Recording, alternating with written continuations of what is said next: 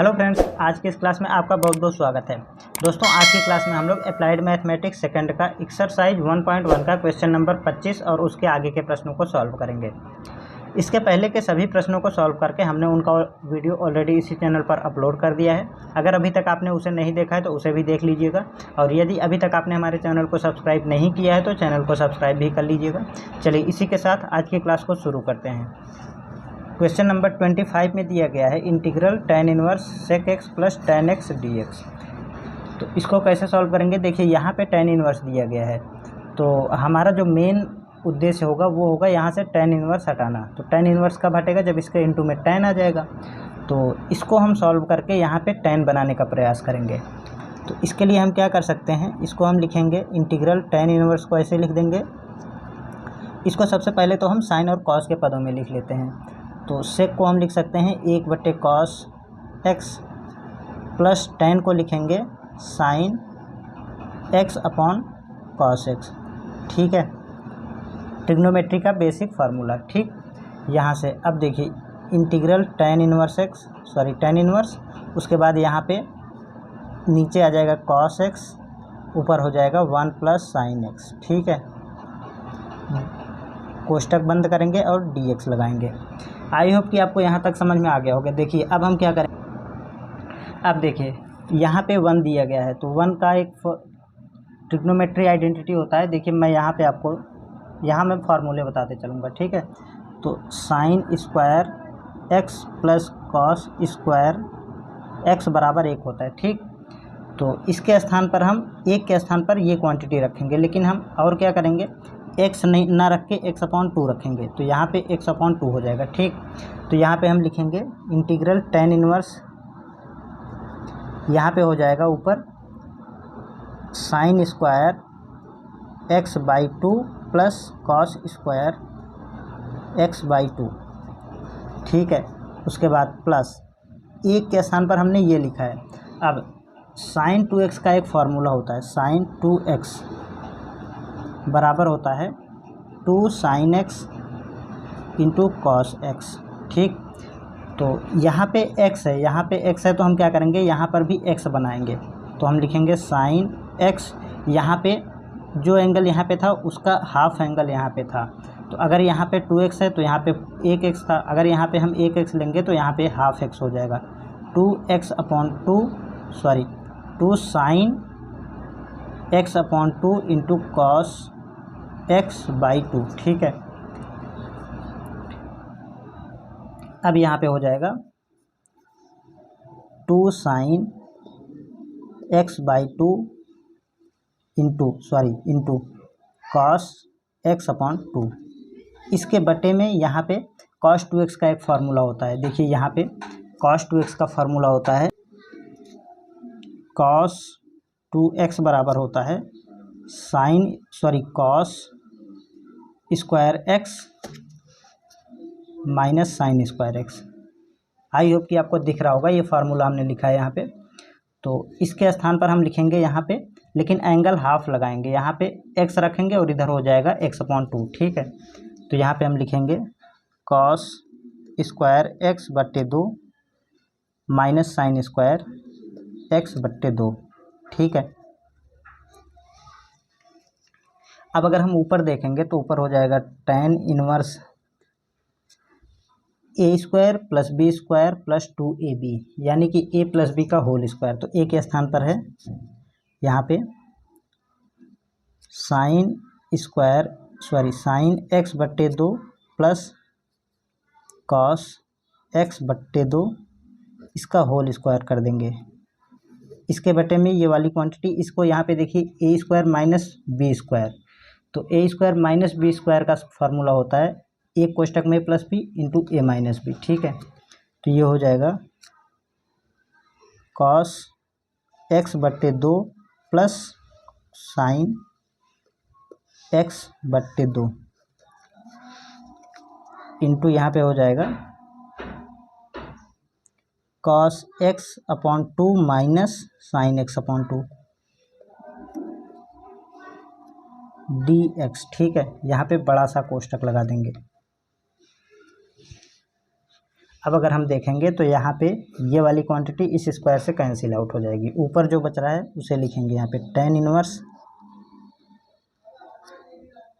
यहाँ पे बचेगा sign x/2 plus cos x/2, इसके बटे में हो जाएगा ये वाला cos x/2 minus sign x/2, ठीक है, dx।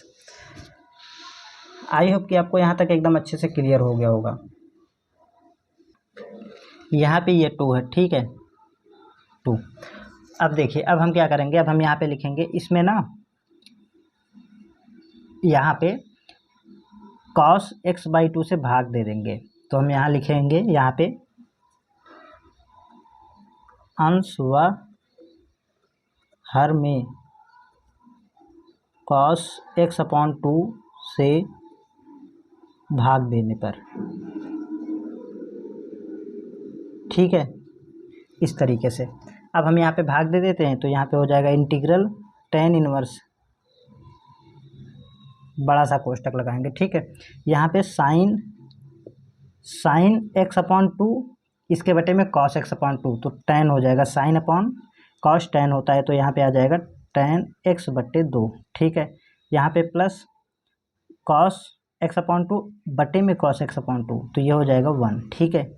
इसके बटे में यहाँ पे आ जाएगा 1, क्योंकि cos अपॉन cos होगा 1 हो जाएगा, माइनस में यहाँ पे फिर से ये हो जाएगा sin x/2 बटे में cos x/2, तो फिर से हो जाएगा tan x/2, ठीक है। यहाँ पे हो जाएगा dx। यहाँ पे हमने एक स्टेप छोड़ दिया है, लेकिन आपको समझाया, आपको आई होप कि समझ में आ गया होगा, ठीक है। अगर आपको नहीं समझ में आता है तो आप इसे एक स्टेप और कर सकते हैं आराम से, कोई दिक्कत वाली बात नहीं है। तो यहाँ पे हो जाएगा tan इनवर्स। अब हम क्या करेंगे, देखिए यहाँ पे इसको हम ऐसे ही लिखेंगे tan x/2 प्लस, एक को हम क्या लिखेंगे, एक tan 45 का मान 1 होता है, ठीक है। tan 45 को हम लिख सकते हैं tan π/4, ठीक। और इसके बटे में भी लिखेंगे हम क्या, यहाँ पे फिर से हम लिखेंगे, एक को लिखेंगे हम एक ही, उसके बाद माइनस में यहाँ पे हम एक से गुणा कर देते हैं। एक से गुणा करने का मतलब tan 45 लिख देते हैं। tan 45 का मतलब tan π/4 इंटू ये वाला tan x/2, ठीक है। अब अगर हम यहाँ पे देखें, यहाँ पे आ जाएगा dx, और ये बड़ा सा कोष्टक है नीचे तक पूरा, ठीक है। आई होप कि आपको समझ में आ रहा होगा। अब देखिए, अब यहाँ पे ये हो जाएगा हमारा tan इनवर्स, सॉरी इंटीग्रल है ये, इंटीग्रल tan इनवर्स।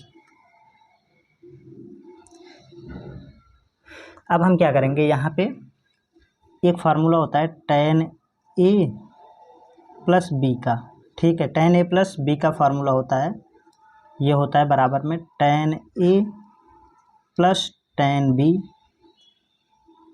इसके बटे में 1 minus tan a into tan b, ठीक है। आई होप कि आपको ये फार्मूला याद होगा। अगर नहीं याद होगा तो कोई बात नहीं, मैंने बता दिया है, आप याद कर लीजिएगा।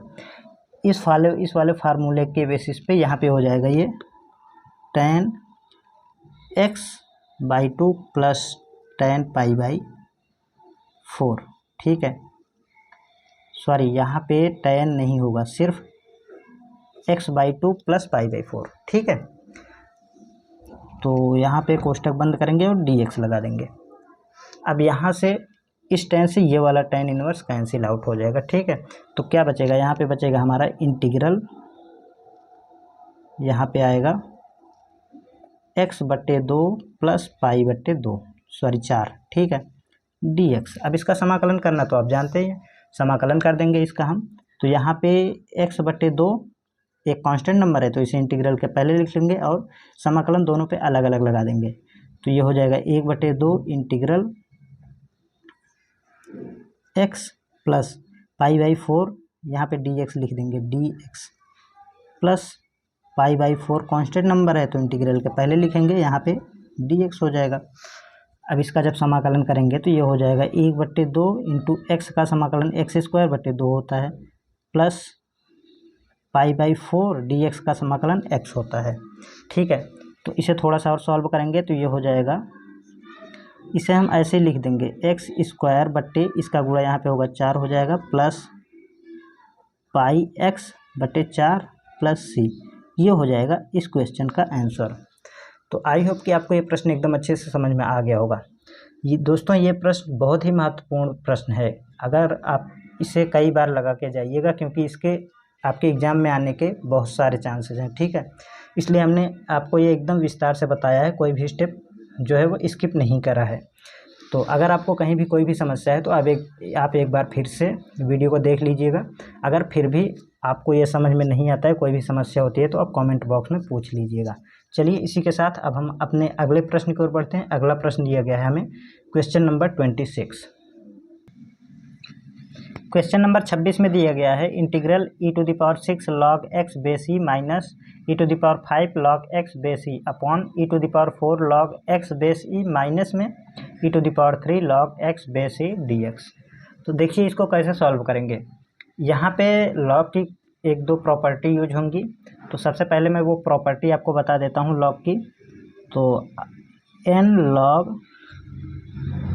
m बराबर में होता है log m⁴n। ठीक है, इसका मतलब अगर log के साथ कोई गुणा में होता है तो वो यहाँ पे पावर में आ जाता है। ठीक है, आई होप कि आपको समझ में आ रहा होगा, ये प्रॉपर्टी होती है। तो इस प्रॉपर्टी का यूज करके मैं यहाँ पे इसको सॉल्व करूँगा।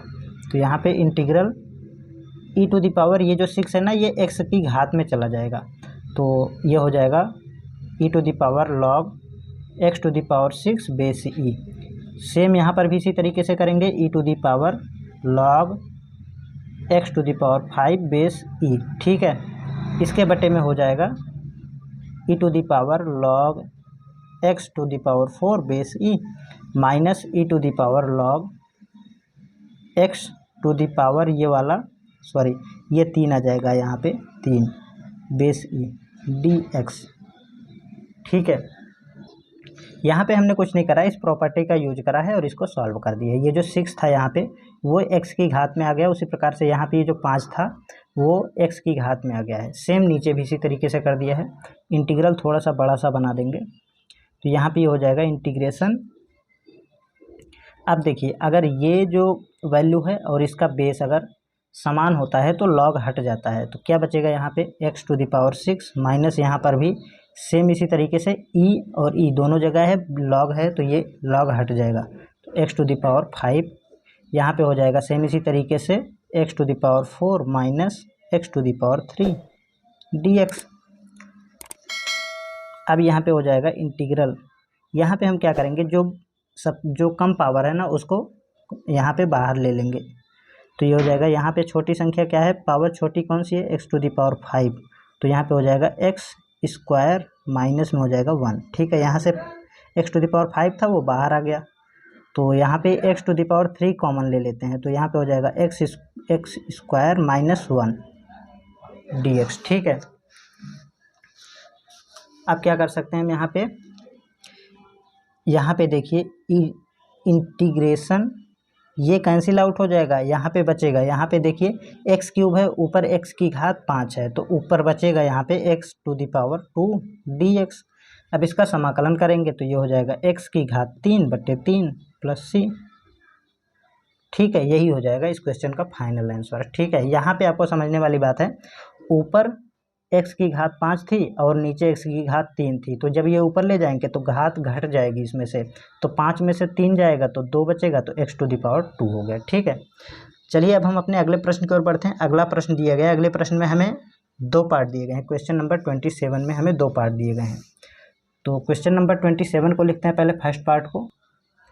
यहाँ पे जो दिए गया है क्वेश्चन नंबर 27 का फर्स्ट पार्ट, इसमें दिया गया है integral e⁻x into a⁻x dx। इसका हमें समाकलन करना है, लेकिन यहाँ पे देखिए गुणा का चिन्ह लगा है, और अभी तक यहाँ पे ये हमारा इस चैप्टर का क्वेश्चन नहीं है, ये हमारा जो इंटीग्रल बाय पार्ट्स जो चैप्टर है ना, एक्सरसाइज 3.1 उसका क्वेश्चन है। तो हम इसको उस वाले एक्सरसाइज 3.1 जब हम आपको पढ़ाएंगे ना तो उसमें डिस्कस करेंगे। ठीक है, तो इस क्वेश्चन को करेंगे हम एक्सरसाइज 3.1 में।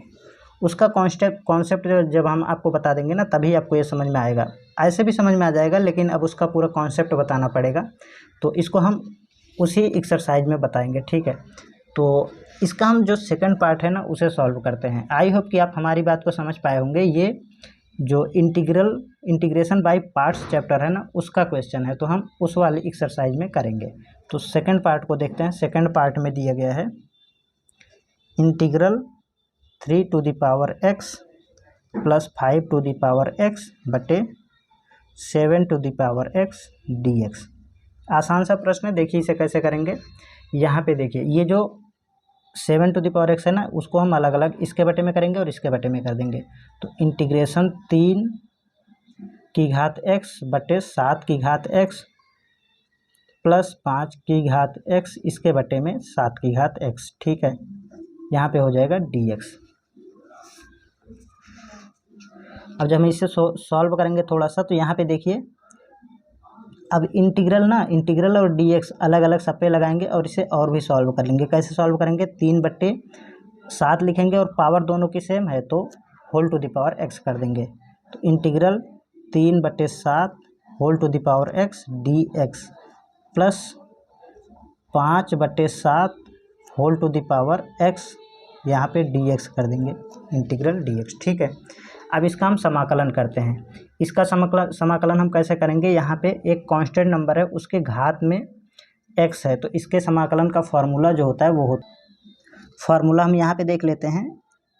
Integral a to the power x dx बराबर होता है a to the power x बटे log a बेस e, ये फार्मूला होता है। तो इस फार्मूले का यूज करेंगे। यहाँ पे c भी ऐड होता है लेकिन हम c यहाँ पे टोटल क्वेश्चन में ऐड कर देंगे, तो ये फार्मूला होता है। तो इस फार्मूले का यूज करेंगे और हम इसका दोनों का यहाँ पे समाकलन कर देंगे। तो ये हो जाएगा हमारा, यहाँ पे ये हो जाएगा 3/7 की घात x और नीचे हो जाएगा log, ये हो जाएगा log 3/7, ठीक है। प्लस इसी तरीके से यहाँ पे करेंगे 5/7 whole to the power x, इसके अपॉन में log 5/7 यहाँ पे बेस e और ऐड कर देंगे, तो ये हो जाएगा हमारा आंसर, ठीक है। आई होप कि आपको ये प्रश्न भी एकदम अच्छे से क्लियर हो गया है। ये 7 है, ठीक है। चलिए अब हम अपने अगले प्रश्न की ओर बढ़ते हैं। क्वेश्चन नंबर 28 में दिया गया है integral x/m plus m/x plus x to the power m to the power x dx। ये हमें क्वेश्चन दिया गया है, तो हम क्या करेंगे, यहाँ पे देखिए सबसे पहले तो हम ये इंटीग्रेशन और dx को सभी पे लगाएंगे, तो यहाँ पे हो जाएगा। और जो कांस्टेंट नंबर है ना उसको इंटीग्रल के पहले लिखेंगे, एक ही स्टेप में हम साथ में कर लेंगे दोनों। तो यहाँ पे हो जाएगा 1/m, ये कांस्टेंट नंबर है m, तो इसे पहले लिखेंगे इंटीग्रेशन x dx, ठीक है। इसको हमने ऐसे लिख लिया। उसके बाद प्लस m फिर से कांस्टेंट नंबर है तो ऐसे लिखेंगे 1/x dx plus x to the power m dx plus m to the power, ये इंटीग्रेशन का साइन है, m to the power x dx, ठीक। अब हम यहाँ पे सिंपली समाकलन करेंगे। तो 1/m x का समाकलन x² 2 प्लस m 1/x का समाकलन log x plus x to the power m का समाकलन होगा x to the power n वाले फार्मूले से x to the power m plus 1, x to the power m plus 1 इसके बटे में m प्लस 1 प्लस यहाँ पे m to the power x है, ये कांस्टेंट नंबर है और उसके घात में x है, तो इसका फार्मूला क्या होता है, यहाँ पे अभी हमने आपको बताया था इसमें ये वाले क्वेश्चन में, ये वाला फार्मूला, ये एक कांस्टेंट नंबर है और यहाँ पे x है उसकी घात में, तो उसका समाकलन करने के लिए क्या होता है a to the power x upon log a base e, ठीक है, ये समाकलन होता है। तो हम यहाँ पे कर देंगे, a के स्थान पर है m, तो ये हो जाएगा